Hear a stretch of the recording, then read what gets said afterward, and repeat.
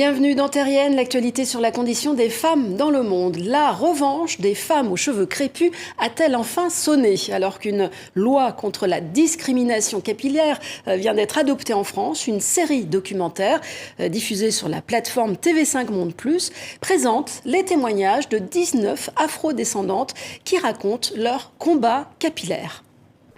Tressé, crépus, bouclé. Le cheveu afro, il a été beaucoup bafoué. Et si on démêlait tout ça? Quand je vais à un entretien d'embauche, je m'attache les cheveux. Au-delà de l'esthétique, le cheveu est politique. Les cheveux, c'est vraiment ta couronne. On a mille et une possibilités avec le cheveu afro.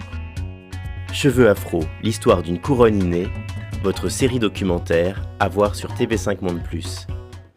Rachel Kwarteng, la réalisatrice de cette enquête, était l'invitée du journal Afrique. Et pour elle, cette quête des femmes noires pour libérer leurs cheveux va bien au-delà d'un simple phénomène de mode. C'est véritablement un choix politique, celui de dire stop.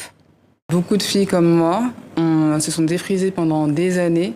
Et un jour, on dit stop, stop au défrisant, stop au fait d'avoir les cheveux lisses, d'avoir une texture qui n'était pas la nôtre. Une fois qu'on prend conscience que le défrisage, c'est nocif, que ça brûle le cuir chevelu, que ça altère aussi notre santé, tout simplement. C'est vrai qu'on assume de plus en plus notre identité.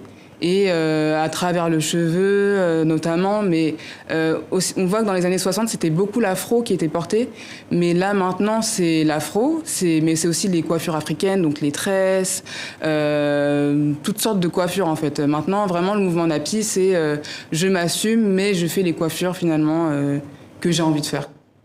Et pour la sociologue Juliette Smeralda qui intervient dans cette série documentaire, ce mouvement Napi est né d'une prise de conscience de la souffrance des femmes noires.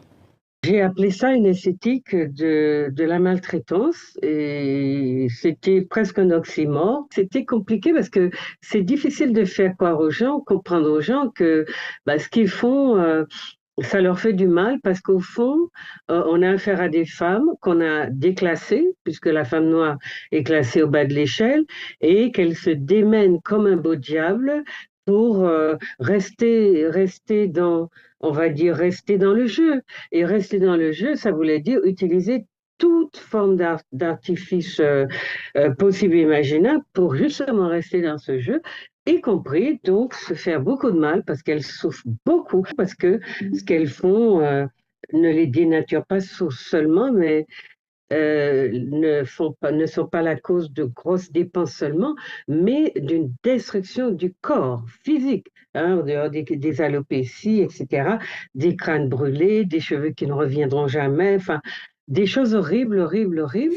Voilà, Cheveux Afro, c'est une série documentaire en 5 parties à visionner gratuitement sur TV5 Monde Plus. Nous, on se retrouve la semaine prochaine.